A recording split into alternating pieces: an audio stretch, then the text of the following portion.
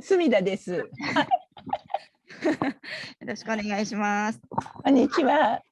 皆さん、今日はたくさんお集まりいただいているようで、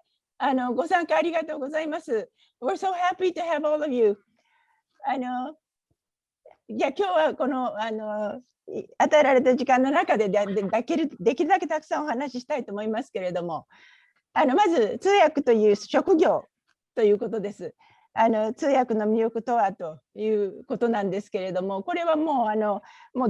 一言で言って楽しいです。やりがいがあります。本当になんというか、こんなに楽しくって、しかもなんていうリウォーディングっていうんですかね、やりがいがある仕事ってなかなかないと思うんですけれども、知らないところに知らないことを知ることができる。つまりこれは自分で勉強するわけですけれどもね、その知識もそうですけれども、行けないところに行くことができる。普通の人が行けないところ、もう本当にいろんなところに行きました。ちょっと例えば自衛隊の潜水艦の中とか、明石海峡大橋の一番てっぺんとか、これは私じゃないです、高所恐怖症だから。だけど行った方もいらっしゃるし、ね、とにかくいろんなところに行けるという、魅力があります。そして一番楽しいのはいろんな場面でその当事者になれるんですよね。これよく女優さんとか俳優さんとかがね、映画の中で自分はその人間になりきって、その人の人生が自分が経験できてとかってコメント聞いたことありますけど、女優は無理なのでね、ネクストベストということで、例えば総理大臣になってしまったりとか、アーノルド・シュワツェネッガーになったりとか、これ極端な例ですけれども、もういろんな科学者になったりとか、先生になったり、プロフェッサーになったり、もういろんな人に当事者になれるわけですよね。そしてもう一つは結果がすぐ出る。会議が終わって、今日の通訳よかった。あなたのおかげで会議がうまくいきましたと言われた時の喜び。これって普通の仕事だと毎日結果は出ませんよね。だから私みたいな慌てもんというかそういう人には向いてるのかなと思うんですけれども、その日の皆さんの表情で今日は良かった、今日はダメだったとかっていうのが分かります。それが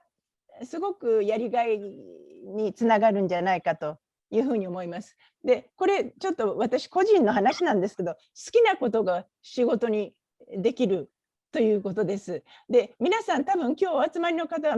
何かしら英語が好きで、あるいは英語じゃなくても他の人とのコミュニケーションがとても好きとか、人間の理解を助ける仕事がしたいとか、そういうようなことを考えて参加されてると思うんですけれども、そういう方々にすごく向いてる仕事だというふうに思います。もう一つ、先ほど上田さんもおっしゃってましたけど、東山先生もおっしゃってたけど、子育てと両立がしやすいです。自分でスケジュールを管理し、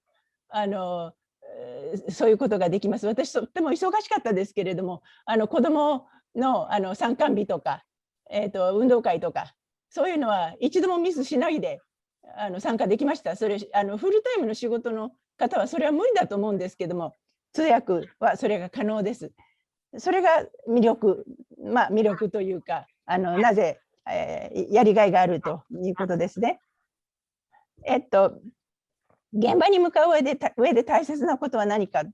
これはもちろん先ほどもお話ありましたように周到な準備です。これはリサーチして知識を得る。もちろんそれはもう皆さん想像されてると思いますけれども、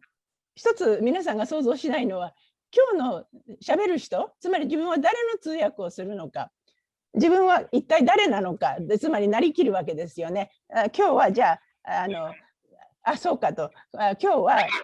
これの分野を研究している科学者なんだとか、今日はユニバーサル・スタジオの社長なんだとか、今日は特許を発明した技術者なんだとかっていうことをよく認識して、できるだけその人の頭の中がどうなってるのかを理解できるような事前準備をしていく。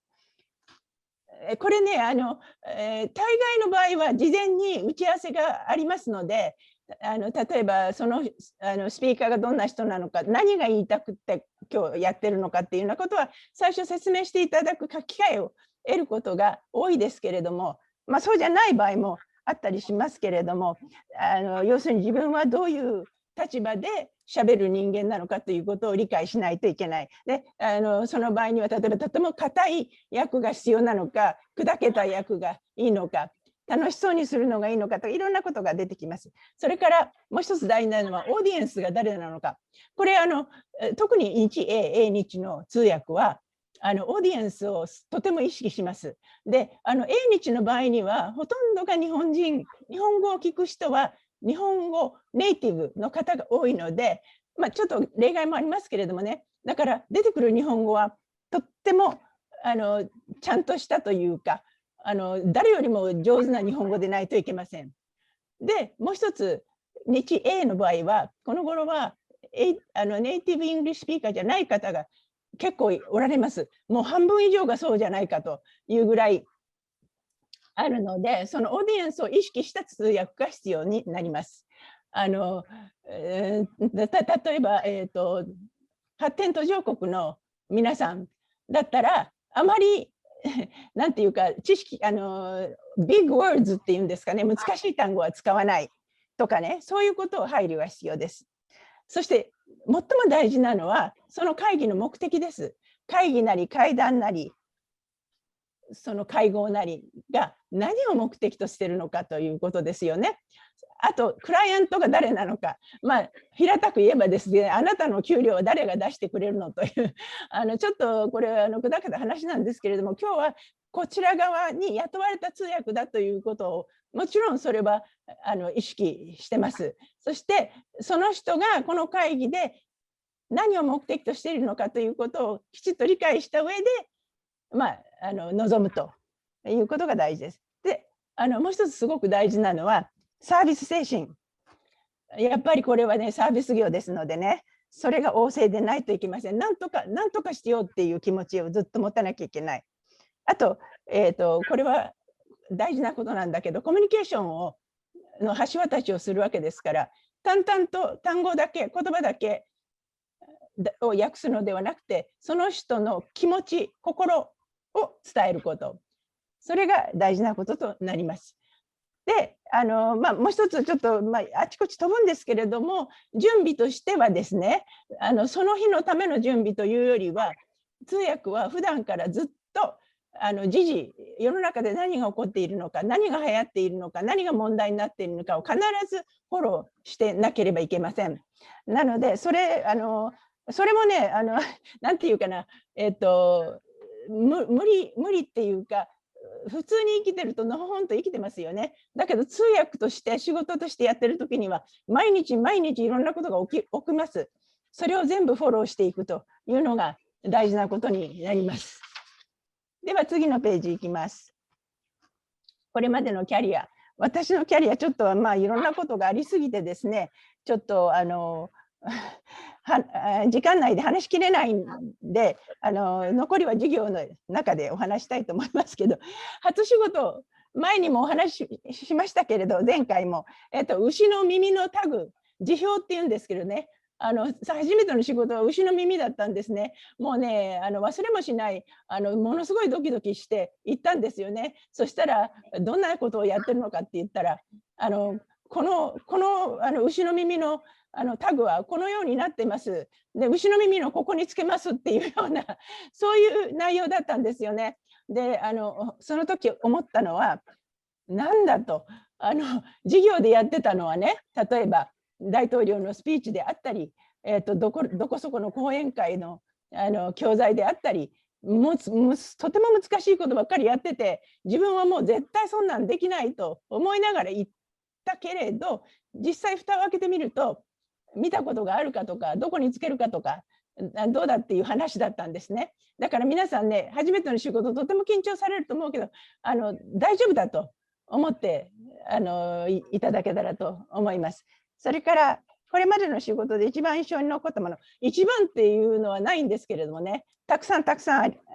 印象に残ってますけれども、先ほどお話しあったようにユニバーサル・スタジオの立ち上げから参加してたんですけれどもね、これ1年か2年かもうちょっと続いたんですかね、ずっと交渉をやりましたけれど、前にもちょっとこのセッションでお話ししたと思うので詳しくは言いませんけれども、そういうような話にずっと入ってると、なんか一緒になってユニバーサル・スタジオを作ったような感覚になって、私はとってももうオープニングの時は本当に嬉しかったです。実はその時にシュワちゃんの通訳をしたんですけど、彼がオープニングスピーチをしてですね、ステージに立って、で私はそんなステージに立つなんてそんなキャラじゃないんだけれど、横に立ってですね、彼が何を言ったか忘れましたけども、I'll be back って言ったのを覚えています。で、その時に自分は、シュワちゃんにならないまでの、本当に、本当に、この仕事やってよかった、これだけの結果が出たんだって思うことができました。あとね、もっと歯ごたえのあるものとしてはですね、原子力、国際原子力機関 IAEA の仕事をずっとやってましたけれど、それはね、ものすごく難しくって、原子力は原子力だけで辞書が何冊もできるぐらいのボキャブラリーが必要だったんですけれども、毎年というか毎年何回かあって、それずっとやってたんですけれども、ものすごく難しくって、毎回本当にしんどかったんですけれども、楽しかったという表現になるのかな。いっぱい知識が身についたように思いますし、なんか世の中の原子力を動かしているような気分になっちゃいました。で、それもとても印象的でしたし、あと特許の会議とかもね、特許っていうのは皆さんご存知かもわからないですけれど、ものすごく専門用語が多くて、本当に同じ単語でも全く違う意味になったりするんですね、特許の世界。だから特許専用の辞書があるぐらいで、とっても難しくって、それをでも一度マスターするとできるようになるんですけれども、毎回特許の話ですからね、新しい技術の話なんです。毎回死にそうだったんですけれども、それもね、終わってみれば印象に残った一つかなというふうに思います。あともう一つ、ちょっとこれは半分冗談っていうんですかね、社長随行通訳とかって結構あります。社長に限らず偉い人、首相に随行はしなかったんですけれども、そういう偉い人とくっついてるとですね、日本ってすごく不思議で、その人と同じ扱いしてくれるんですよね。飛行機は一等に乗りましたし、空港で降りたらハイヤーが待ってて、社長と一緒にハイヤーに乗ってですね、食事も社長並みのものが出たりとか、そういうような経験もいっぱいありました。それもね、楽しかったし、女性でですね、他のおっさんなんて言ったらいけないけど、おっさんたちがペコペコしてくれるっていうのはなかなか気分のいいものでした。そういうことはまずないと思うんですけど、通訳のなんていうかちょっと特権かなと思いました。もちろんそれでね、自分が偉くなったと誤解してはいけないんですけれども。はい、じゃあ次のページ、通訳のなり方、多分これ皆さん一番興味があるかなというふうに思います。通訳っていうのは大体がですね、単語や言葉を訳す仕事ではなくて、その人が意図している意味、あるいは気持ちを伝えることが仕事です。だからそれがね、意外と皆さんね、体で覚えるまで時間がかかるんですよね。一生懸命単語を訳したりとか、文章を訳したり翻訳したりとかってなるんですけど、その癖から脱却する。それから学校で習った英語から脱却する。つまり大学受験の英語から脱却する。いつも私授業で言うんですけれど、これ大学受験で書いたら×になるよね。でもこれが正解です。これ本当によく言ってます。なんでかって言ったら、勉強する英語ではなくって、生きてる英語を、日本語もそうですけれども、使わなきゃいけないという、その癖っていうのかな、その基本的なところを学べるのは通訳学校しかありません。英会話はもちろん英語上手くなったりとかね、喋れるようにはなるんですけれども、そうじゃなくて人の言ってることをの意味を、あるいはその意図を組んでどういうかっていうことを訓練する場、それは通訳学校です。で、その中で KC の通訳講座の特徴ですけれども、先ほどもいろいろお話があったと思うんですけど、とにかく KC ってとても小さな学校です。小規模です。他の大手に比べるとね。なので、その分フレキシブルであり、その分スタッフの皆さんがものすごく熱心です。本当に生徒さんに寄り添って、何とかしてあげようっていう気持ちが、講師ももちろんですけれども、スタッフの方々、すごくそうだといつも私思っています。で、講師もですね、とても丁寧に一人ずつに対して、とても距離が近い状態で接しているというふうに思っています。で、あとKC の特徴としてレベルが3つぐらい先ほどご紹介がありましたけれども、皆さんのそれぞれの実力だけじゃなくてですね、取り組める環境がどうなってるのかとか、あるいはそれぞれの事情に合わせて、あるいは性格とかもあると思います。に合わせて、例えばこの人は鳥の頭か牛の尻尾かってよく言うんですけれども、他の人がみんなできてるところに放り込んだ方がいい人なのか、あるいはそんなところに入ったら潰れてしまう人なのかとか、そんなことを考えながらプレイスメントを考えています。で、1回のテストで例えばどっかに決まっても、この人は上に上がった方がいいなとか、この人はもうちょっと下に降りて丁寧に見てもらった方がいいなとか、そういう判断を途中でして変更も可能です。そんな感じでね、手作り感がいっぱいのコースです。KC はね。あとね、去年からですけれども、いち早くオンラインを取り組んでいます。で、オンラインで参加もできますし、教室に行ったりオンラインになったり、あるいはオンラインだけでもできます。今は北海道だとか東京だとか、またベトナムの方も参加してくださっています。で、そういうような形でハイブリッドっていうんですけれども、教室に来ていただいてもいいし、オンラインで参加もできるしっていうことができるようになっています。で、通訳の仕事の始め方です。いろんな通訳があります。企業内通訳であったり、政府関係のもの、JICE とか JICA とかそういうところで通訳やで、この2つについてはですね、いつも同じ分野、大概同じ分野、JICE、JICA のだと、例えば今回の研修コースは防災であるとか、次回は何であるとかっていうテーマは別々にあるかも分かりませんけれども、大概1回だけじゃなくって何回も続けて同じ内容があったりするので、ビギナーの方にはこれおすすめだと思います。で、すごく力がついてきたらスポット通訳っていうものになるんですけど、スポット通訳っていうのは日替わり。例えば、3日間のものもあるかもわからないけど、今日は原子力、明日は医学、その次は IT、その次はエンターテインメントとかってなります。それをスポット通訳っていうんですけど、これは皆さんビギナーにはおすすめできません。あと、ビギナーとしてできるのは語学要員っていうのがありますけど、これは通訳ではなくって、例えばどっかのトレードフェアの受付なりとそういうの、でもそういうのはね、通訳ではないので、皆さんが目標とするところではないと思うんですけれども、あとビギナーとしていいのは、トレードフェアなんかのブース好き通訳って私たち呼んでるんですけれども、例えば今日はフードフェアであったりすると、チョコレートのコーナー、チキンのコーナー、ビーフのコーナーとかっていろいろにそれぞれ各社に1人通訳がついてですね、誰か具体的に興味を持つ人があったら、そこで商談になった場合に通訳をやるという仕事です。これはね、結構レベルの高い話になったりもするんですけれども、ビギナーとしてはブース通訳ですよって言われていくことが多いです。で、冷や汗かくこともたまにはありますけれども、冷や汗の量でステップアップしていくというふうに私なんか思います。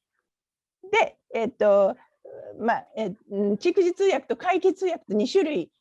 他にもね、放送通訳とかガイド通訳とかはありますけれども、とりあえず通訳1本でやっていくんだったら、目標は会議通訳です。私たちの業界では会議通訳というのは同時通訳ができる人という定義になっています。ですから皆さん通訳を目指すんだったら、まずとりあえず蓄字通訳がうまくなって、そこから会議通訳への道ということになるんですけれども、とにかく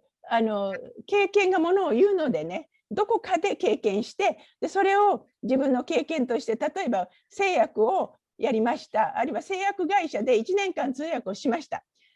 たっていうのを履歴書に書くと、この頃のエージェントはその人間と経験をポッとコンピューターに入れて、製薬って入れたらその人の名前が出るようになってるので、経験がものを言うというふうに思います。で、あともう一つ、資格とかTOEICとか英検とかってありますけれどね、これはね、目標とされるのはいいですけれども、で持ってたらいいけれど、持ってるからって言って役に立つわけじゃなくて、通訳っておかしくって、私通訳ですって言ったら通訳なんです。だからそんなことでもあるので、実際そういうお話があった時にはぜひ担当講師に相談していただいてね、こんなん自分ができるんだろうかとか、そういうふうに相談していただいたらいいと思います。ちょっとあと時間がなくなってきたんですけど、日々の勉強の仕方、先ほどもいっぱいお話があったので繰り返しはしないでおこうと思うんですけれども、とにかく知識をいっぱい身につけてください。日本語の知識、英語の知識で、コミュニケーション能力と知識、この2つが合わさって通訳の実力になりますので、知識をぜひ身につけてください。もちろん仕事が具体的に決まったらその前の日に詰め込んでリサーチして勉強してっていうのは大事なんですけれども、そういう具体的なものがない時はその時々の時事にアンテナを張ってですね、少なくとも深くじゃなくてもね、表面的に広く浅くしてるようにしたいというふうに思います。で皆さん日本人だと思うので、英語力をつける場合のちょっと勉強の仕方一つだけなんですけれども、場面場面でどういう英語が使われているのかっていうのを把握してほしい。例えばこれ一つ簡単な例なんですけど、あなたのドレス素敵ねっていう英語は I like your dress と言います。で、これはね、間違ってもどうってことないんですけれども、そういう場面でイングリッシュスピーカーはどういう表現をしてるだろうかというようなこと、これはこういうことを習得するためには耳を活用してどれだけの英語を耳で聞いてるかっていうことが勝負になります。で、最後ですね、モチベーションの維持についてですけれども、これ先ほどもお話あったように仲間、一緒に勉強する仲間、これ本当に大事です。で、クラスメートと頻繁にコミュニケーションを取っていただきたい。でね、先ほども上田さんからお話あったように、オンラインになってからなかなかこれが難しくって、私もこれオンラインを2学期終わってというか2学期目はちょっといろいろ工夫しましてですね、生徒さん同士なんとかコミュニケーションを取っていただこうということでいろいろ努力した結果、結局プロ科もアッパーも2クラス私持ってるんですけれども、この春休みの間、生徒さん同士でオンラインの勉強会をすることになりました。もう本当に嬉しくって、その勉強会結構皆さん出席率が良くて、今日も多分土曜日だったんで皆さん午前中やってらっしゃるんじゃないかというふうに思います。で、そういう中でね、仲間がいるってすごく大事です。だから落ち込んだ時もやる気がなくなっちゃった時も仲間と喋ることによってモチベーションは絶対キープできる。だから仲間は大事にしましょう。で、その仲間からの情報交換、例えばこの間こんなところで通訳探してたよ、私は行けないけどどうっていうような、結構それでね、仕事につながったりします。あるいは自分は今度これをやるんだけど相手探してる、パートナー探してるんだけど一緒にやらないっていうような誘いもあったりします。で、もう一つモチベーション維持としては通訳現場に実際行ってみる。時々公開であったりするので、現場での通訳を聞く、体験するっていうのをすると、とってもやる気が出るというふうに思います。で、とにかくそういう実際やってる人であるとか、実際勉強してる人と話をする、会う、オンラインでしゃべるっていうことがモチベーションの維持になると思います。で一番モチベーションが高くなるのはクラスに参加されることです。毎週毎週授業に参加することによってまたやる気になれるというふうに思います。で、KC ではいろんな教材、そしてオンラインの専門家の方もおられますので、皆さんお待ちしてますので、ぜひご参加いただければと、お会いできるのを楽しみにしております。面白い話いっぱいあるんですけれども、ちょっとここでは時間がないので、またクラスでお目にかかった時にお話したいと思います。今日はありがとうございました。